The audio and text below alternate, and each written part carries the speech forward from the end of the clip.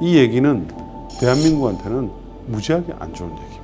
이걸 보시는 분들 중에서 남편이라든가 울산에 계신 분들 어떡하지? 그러니까요. 그런 분들의 자녀들, 아빠들은 어떻게 할 것인지 이게 이제 먼 얘기가 아니라는 거죠. 여기에 인류의 어떤 미래나 생존이 달려있네요, 이게. 그렇죠. 네. 코로나를 겪은 이후에 뭐랄까요, 이렇게 재난에 대한 체감이 되게 민감해졌어요.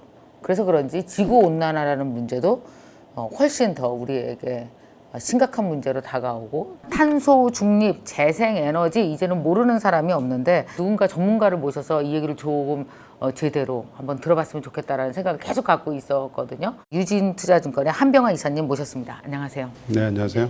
진짜 일반인들조차도 기업 아니더라도 뭐 탄소 중립, 재생에너지, 뭐 탄소 제로, 그다음에 친환경 뭐 정말 관심 있지 않아요? 심각한 기후 위기 여기에 이걸 대응하기 위한 탄소 중립의 이슈는 각 국가들의 경제 이슈의 1번 항목입니다. ESG에 투자하는 ETF 펀드라는 것들이 이제 전 세계에 막 이제 설정이 돼 있어요. 작년에 보시면 아주 큰 폭으로 올라왔죠. 760억 달러니까요. 이야. 올해는 작년과 거의 유사한 수준까지 올라왔습니다. 올해 아마 한 뭐 1,000억 달러 가까이 이제 될 것 같고, 이런 추세는 계속 이제 가팔라집니다. 지금 테슬라의 소위 말하는 기업 가치 시가총액은 거의 6천억 달러에 육박을 합니다. 테슬라가 연간 뭐 생산하는 대수가 작년 기준으로 보면 한 50만 대 정도밖에 안 되잖아요. 현대기아차를 다 합친 것에 10분의 1 수준 정도밖에 안 되죠. 근데 현대기아차를 다 합쳐도 시가총액이 80조밖에 안 됩니다. 차이가 좀 심각하죠. 네. 왜 50만 대밖에 차를 생산하지 않는 테슬라한테 많은 투자가들은 9배 정도의 가치를 부여하고 있을까요? 미래 가치가 그만큼. 그렇죠. 주식은 미래는 다 클린카로 바뀐다. 전기차든 뭐 수소차든 이렇게 바뀐다는 근거를 가지고 있는 거죠. 그럼 내가 만약에 테슬라 차가 미래의 차라고 생각하고 나도 반드시 전기차를 산다고, 그린카를 산다고 생각하면 나도 그린 혁명의 일부분인 거네요. 그렇죠. 내 개인도. 네. 요즘 이제 아주 많이 논의되고 있는 탄소 국경세에 대한 얘기가 있습니다. 쉽게 얘기하면 우리가 탄소를 굉장히 많이 배출하는 국가잖아요. 탄소 배출을 많이 해서 싼 제품을 생산할 수가 있으니까 그건 우리가 공정한 경쟁이 아니다. 니네가 우리한테 수출하는 제품에 대해서 탄소가 많이 들어가 있는 것들에 대해서는 세금을 매기겠다. 이걸 이제 EU의 얘기뿐만 아니고 바이든의 미국도 똑같은 얘기를 하고 있어요. 탄소를 안 쓰면 안 쓸수록 엄청난 비용이 들어가는 거잖아요. 초기에는 비용이 들어가게 되죠. 그죠. 이제 그거에 대한 공정 이슈로 그렇죠. 탄소세를 내라. 니네는 탄소를 사용해서 싸게 제품을 생산했으니. 원래 2050년이 이제 탄소 중립의 목표잖아요, 대부분. 네. 근데 이제 뭐 30년 남은 얘기니까 그쵸. 한 29년 놀다가 마지막에 할 수 있냐 뭐 이런 얘기들이 있으니까 이유는 그런 걸 용인을 하지 않겠다는 얘기죠. 2030년도에 중간 목표를 아주 강하게 설정을 했고요. 계속 지금 목표를 올려나가고 있는 상황입니다. 이번에 이제 코로나가 터졌잖아요. 코로나가 터지면서 최악의 경기 침체가 왔습니다. 오니까 이제 유럽에 있는 완성차 회사들이 지금 먹고 살기도 힘든데 자동차 탄소 감추기가 하느라고 우리는 가랭이가 찢어진다. 규제를 조금 뒤로 미루거나 조금 줄여달라. 이렇게 이제 전부 다 요청을 했어요. 유럽의 이제 주요 국가들이 하나도 그걸 안 들어줬어요. 과거에는 그런 걸 들어줬거든요. 그래서 지금의 탄소 중립 정책은 과거의 환경 정책하고 다릅니다. 과거에는 환경 정책을 하게 되면 잘 하다가도 어떤 경제 위기가 오잖아요. 그럼 풀어주죠 또. 풀어주죠. 아니, 먹고 살기 바쁜데 무슨 환경 정책은 뒤로 가잖아요. 근데 이번에 이런 코로나 사태를 겪으면서 이제 EU도 그렇고 미국도 그렇고 탄소 중립 정책은 저탄소 산업 경제로 가기 위해서 어떤 상황에서도 실행해야 하는 정책이다. 이 코로나 이슈와 맞물리니까, 이게 생존과 맞물리니까 거침없이 단호하네요, 이번에는. 그래서 정부 정책들에 보면 내연기관차를 도와주겠다는 정책들은 거의 없습니다. 전부 다 코로나 국면에 왔음에도 불구하고 전기차를 확대하기 위한 정책들을 쫙 다 썼죠. 그래서 여기 보시면 코로나 왔을 때 전기차 판매가 확 급감했잖아요. 그 뒤로부터 그냥 수직으로 이렇게 올라섰습니다. 앞으로 탄소 중립을 가게 되면 지금 현재 엔진으로 달리는 차는 다 없어진단 말이에요. 그러면 미국의 이 고용 인력만 본다 하더라도 가솔린과 디젤에 연관된 인력이 200만 명이 넘거든요. 반대쪽에 있는 클린카의 고용 인력은 20만 명밖에 안 돼요. 사실은 노조 입장에서는 클린카를 많이 하는 거는 자기들의 일자리가 뺏기는 거니까 사실은 반대를 해야 되잖아요. 그렇죠. 바이든 대통령이 설득을 한 거죠. 어차피 시간이 지나면 내연기관차는 없어진다. 그러니 차라리 우리가 빨리 하자. 클린카를 제조할 수 있는 일자리를 엄청나게 만들어 주겠다.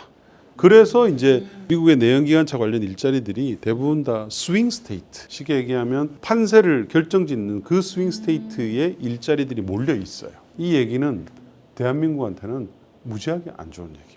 우리도 그렇게 하면 되잖아요. 우리나라에 있는 많은 자동차 관련 일자리들이 수출을 향해서 있잖아요. 그렇죠. 근데 그 수출하는 일자리 수가 없어지겠죠. 미국이 직접 자살 자국 내에서 한다니까. 이제 만들겠다고 하는 거니까. 이걸 보시는 분들 중에서 남편이라든가 울산에 계신 분들 어떡하지? 그러니까요. 그런 분들의 자녀들, 아빠들은 어떻게 할 것인지 이게 이제 뭔 얘기가 아니라는 거죠. 그럼 이게 꼭 자동차 산업만 해당되는 일도 또 그건 아니겠죠? 아니죠. 네. 이야, 이거 완전 얘기도 똑같습니다. 중국은 원래는 탄소 배출하는 산업들이 중국의 주력이기 때문에 반대를 했는데 시진핑이 이제 유엔 총회에서 직접 발표를 했습니다. 우리도 2060년 이전에 탄소 배출 제로를 순제로를 달성하겠다 선언을 했죠. 시진핑. 그 뒤로 지금 뭐 중국도 난리가 났죠. 지금 이미 제일 큰 시장이긴 한데 그런 중국이 또 이제 한 번 더 크게 움직이고 있는. 그래서 이제 이 그린 산업의 여파가 훨씬 더 전 세계적으로 크게 미칠 수밖에 없는 그런 상황입니다. 우리나라도 빨리 해야겠다, 그죠? 그린 산업들을 보시면 네. 재생에너지 투자는 거의 300조에 달하죠. 10억 달러니까요. 석탄, 원전 다 합쳐도 이거의 반도 못 따라갑니다. 빨간색 선을 보시면 재생에너지의 신규 설치 비중입니다. 2020년도에 보시면 거의 80%가 넘죠. 100개의 발전원이 세워졌으면 2020년도에 82개는 풍력, 태양광 또는 뭐 수력 같은 이런 재생에너지입니다. 이게 전 세계 기준이요? 아니면 전 세계 전 세계 기준? 전 세계 트렌드는 이미 재생에너지가 접수했다고 보는 것이 맞죠. 이제는 이미 재생에너지가 가장 싸진 에너지원이 됐죠. 아, 벌써 거기까지 갔어요. 이게 가격까지 이제 싸졌어요? 태양광 가격인데요. 2010년도에 이렇거든요. 네. 지금 이렇게 폭락했잖아요. 중국도 그렇고 미국도 그렇고 유럽도 그렇고 엄청난 정책 지원으로 단가를 싸게 만들어서 지금 이미 가스, 석탄, 원전보다 훨씬 싸죠. 여기에 인류의 어떤 미래나 생존이 달려 있네요. 이게. 그렇죠. 예. 그러면 과연 시장이 이제 어떠냐? 삼성전자가 우리나라 국민들한테 미치는 영향은 압도적이잖아요. 그 이유는 이제 삼성전자가 생산하는 메모리 반도체 때문입니다. 그렇죠? 전 세계 시장을 꽉 잡고 있고 거기서 이제 삼성전자와 하이닉스 두 기업이 전 세계 시장을 거의 70% 이상을 점유하고 있으니까요. 그 메모리 반도체 시장을 전기차 배터리 시장이 넘어서게 됩니다. 빠르면 2027년이고요. 늦어도 2028년부터는 이제 그렇게 될 것으로 저희가 보고 있는데 만약에 우리나라가 목매고 있고 대한민국이 목매고 있는 메모리 반도체 시장 말고 다른 성장 동력에서 우리가 잘하게 된다면 지속 가능한 산업을 가지게 되는 강대국이 되는 것이죠. 그러니까 전기차 배터리 같은 거는 만약에 그린 시대로 가기 위한 기본 인프라 산업 같은 그렇죠. 것들이잖아요. 네, 그래서 그렇습니다. 아까 말씀드린 에너지 같은 네, 것도 네. 마찬가지고 그렇습니다. 그 준비는 됐나요, 우리나라가 좀? 결론적으로 말씀드리면 준비는 많이 되어 있습니다. 네네. 재생에너지로 앞으로 전력이 이제 다 바뀌잖아요. 재생에너지가 100% 전력을 다 담당을 하게 되면 지금 현재 우리가 의존하고 있는 전력망이 문제가 좀 생깁니다.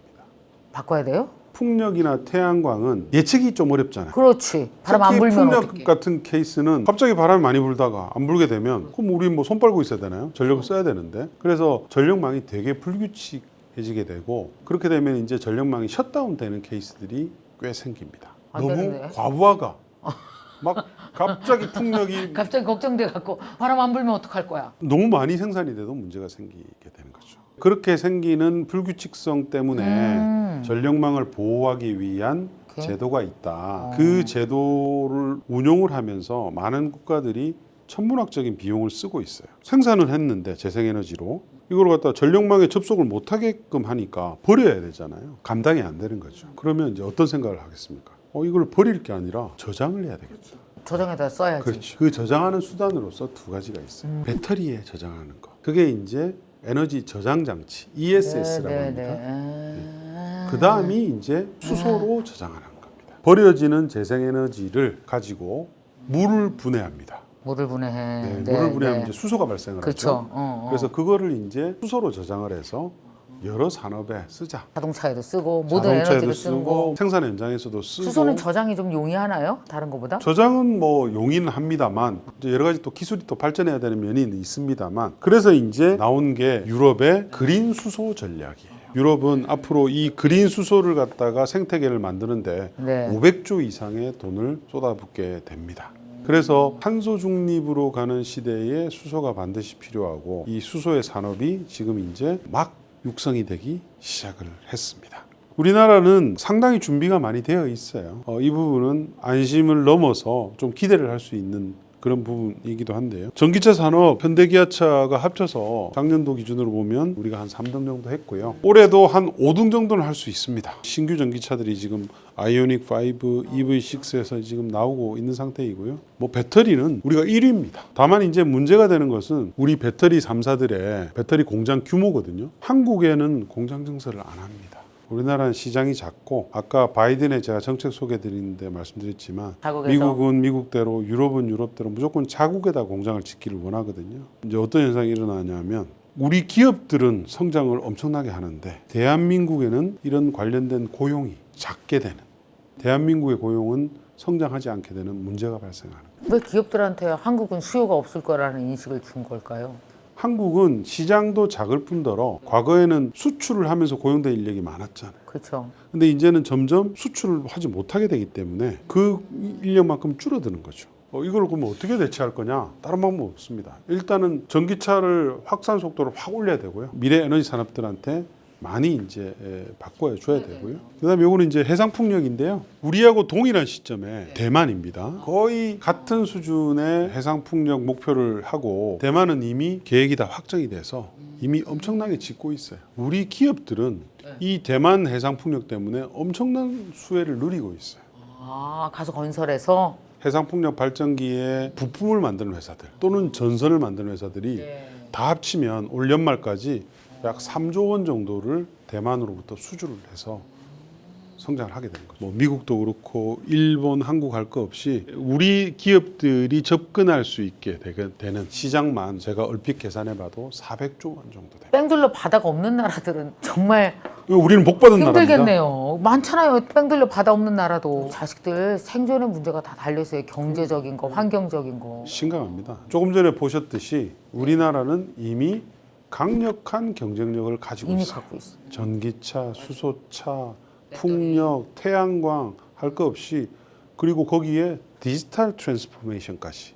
우리나라는 탄소 중립으로 가기 위한 거의 모든 인프라를 완벽하게 갖춘 중국과 우리나라 정도밖에 없어요. 그러면 우리 정부가 지금 이제 어땠냐 그 얘기를 좀 이제 전달해 드리도록 하겠습니다. 좌측에 보시면 2030년 재생에너지가 20% 목표를 하겠다는 게 정부의 이제 목표입니다. 3020. 예. 그래서 이제 재생에너지, 태양광, 풍력, 수력부터 해서 쭉 이제 있는데 특히 태양광을 한번 보시면 목표 대비해서 월등히 많습니다. 2018년도에 1,420메가의 정부 목표였는데 2,300메가가 설치가 됐고요. 달성률이 뭐 167%. 2019년도에도 목표 대비 2배 이상 설치가 됐습니다. 달성률이 230%. 네. 2020년도에는 뭐 더 기하급수적으로 올라갔죠. 그래서 전체적으로 우리가 3년 연속 당초 보급 목표 대비 2배 이상의 성과를 냈고요. 누적으로 보면 125% 달성률을 달성을 했습니다. 그래서 지금 현재 국내 발전량으로 보면 8% 정도까지 지금 올라왔거든요. 물론 여기 안에는 순수한 재생에너지만 있는 게 아니고 여러 가지 이제 폐기물 에너지 뭐 이런 것들도 좀 있긴 하지만 이렇게 이제 그래프상으로 봤을 때도 우리가 좀 유의미하게 올라와 있다는 것을 볼 수가 있는 것이고요. 이것 때문에 이제 온실가스 감축도 저희가 이제 연간 한 1,300만 톤 정도를 했습니다. 그리고 뭐 사실은 저는 개인적으로는 이 부분을 제일 중요하게 생각합니다. 재생에너지 그린 산업 에 대해서 우리나라는 경제성도 없다, 돈도 많이 들어간다, 원전 대비 비싼데 왜 하냐 이렇게 얘기를 많이 하시는데 그건 아주 단기적인 시각이에요. 중장기적으로 봤을 때는 재생에너지로 모든 것을 다 바꾸게 되면 바람이나 태양이 돈이 안 들어가죠. 지네만 불어? 바람은 우리도 부는데. 그렇습니다. 네. 그래서 그러네. 대한민국이 역사 이래로 달성하지 못한 진정한 에너지. 에너지 독립국이 가능하게 되는 거예요. 이 점을 다 간과하고 계세요. 왜 그 얘기를 진작에 안 하셨어요? 처음에 하셨. 제일 중요한 주인공은 원래 맨 마지막에 나오잖아요. 그죠? 이 점을 너무 꼭 웃겨. 여러분들 기억하셔야 나 됩니다. 그 생각을 전혀 못했네. 그래서 산자부의 집계 원유 수입액이 8.4억 달러가 줄어들었다. 이야. 이런 이 그린 산업으로의 전환을 통해서 이 얘기는 현재 18.4억 불밖에 안 되지 2조밖에 안 되지만 우리나라가 수입하는 에너지 수입액은 연간 거의 130조, 140조 정도 됩니다. 네. 물론 이 중에서 화학 공장이라든지 이렇게 쓰는 것들이 있죠. 그러나 연간 한전이 쓰는 에너지들, 한전이 전력을 구매한다든지 또는 자기가 직접 에너지를 하는 규모가 30에서 40조 원 정도 되고요. 그리고 우리 자동차들, 교통 부분에서 쓰는 것들이 한 40조 가까이 됩니다. 이런 부분들은 앞으로 다 풍력 태양광으로 돌리는 전기차, 수소차로 인해서 다 필요 없게 될 겁니다. 연간 우리가 7, 80조 정도의 에너지원을 갖다가 우리가 독립을 할 수가 있다고 한다면 지금 우리가 이거를 위해서 투자하는 돈이 아까울까요? 안 아깝죠. 이거는 미래를 위해서도 반드시 우리가 투자해야 지속 되는 가능한 대한민국을 위해서 위해서. 반드시 필요한 비즈니스 프로젝트 또는 개념이 바로 이 개념이에요. 이거를 국가에서는 무슨 부처가 담당하는 거예요, 이게? 산업부가 주로 이제 담당을 하고요. 그럼 이런 교육도 되게 많이 달라져야 되겠어요. 완전히 달라져. 완전히 새로운 인재가 필요한 상황이잖아요, 그럼요. 우리는. 네. 완전히 달라져야 되고 대학들에도 이런 것들을 위한 과들이 앞으로 굉장히 많이 생기게 될 겁니다. 그래서 이제 요즘 뭐 일각에서 이 수소 경제에 대해서 되게 부정적으로 보시는 분들이 많이 있어요. 뭐 충분히 이해됩니다. 왜냐하면 수소는 우리 주변에 존재를 하지만 만들어야 쓸 수가 있거든요. 이 만든 걸 가지고 뭐 전력에도 쓰고 뭘 해야 되기 때문에 효율이 좀 떨어져요. 네. 비판들이 있는데 탄소 중립의 사회에서는 수소는 반드시 필요한 부분입니다. 언젠간 또 효율이 높아지지 않겠어요? 그래서 어느 시점을 관련된 넘어서면, 그죠? 뭐 차도 그렇고 여러 가지 산업들이 대량 생산 체제화되고 여러 가지 것들이 많이 개발이 되게 되면서 점점 더 이제 비용 효율적으로 되는 거죠. 마치 재생에너지와 똑같습니다. 그렇죠. 그래서 이런 미래 산업들, 뭐 수소라든지 이런 부분들에 대해서는 전략적으로 계속 육성을 해야 되는 이제 그런 산업이라고 할 수 있겠습니다. 이렇게 변화하는 사회에서 개인은 뭘 해야 될까요? 에너지 소비를 어떻게 하면 좀 줄일 수 있을까 많이 노력을 하셔야 되겠죠. 우리가 좀 에너지에 대해서 시간을 벌어야 되잖아요. 그렇죠. 새로운 에너지가 네. 나올 때까지. 될 수 그죠? 있으면 적게 소비할 수 있는 이런 패턴을 좀 가져가시면서 또 공부를 열심히 하셔야죠. 새로운 세상에 대해서. 네, 새로운 우리가 에너지. 앞으로 열어갈 탄소 중립의 세상에 대해서 어떤 세상이 될 것인지에 대해서 공부를 하셔서 대비를 하시고 직장도 그런 쪽으로 조금 알아보시고요. 해야 할 일이 아주 많습니다만 바뀌게 되면 우리 인류는 아주 좋은 세상에서 정말 그랬으면 좋겠어요. 바람직한 그죠? 세상에 살 수 있는 것입니다. 이렇게 산업을 분석하고 경제를 분석하시면서 들으면서 이게 느낀 게 사람이 공부를 많이 하다 보면 저절로 나라 걱정을 하는구나 라는 생각도 저절로 미래 걱정을 하고 꼭 나라라기보다는 우리의 미래예요. 그죠? 네, 그렇습니다. 미래의 걱정을 하고 그래서 이렇게 우리에게 마음을 다해서 여러 가지 말씀해 주셨는데 여러분 꼭 한 번만 보지 마시고 두 번 돌려보시면서 다시 한번 나는 어떻게 해야 되지? 나는 어떤 선택을 해야 되지? 그래서 대전환기에 국민이 올바른 선택을 하는 것 같아요. 이렇게 중요한 이슈에 대해서 함께 할 수 있어서 너무 좋았고 다음에도 또 업데이트할 때 꼭 나와주셔서 우리에게 얘기해 주시면 고맙겠습니다. 알겠습니다. 해주실 거죠? 네, 네, 알겠습니다. 약속? 네, 고맙습니다. 약속하겠습니다. 자, 빠이. 고맙습니다. 네, 감사합니다. 네, 네, 감사합니다. 수고하셨습니다.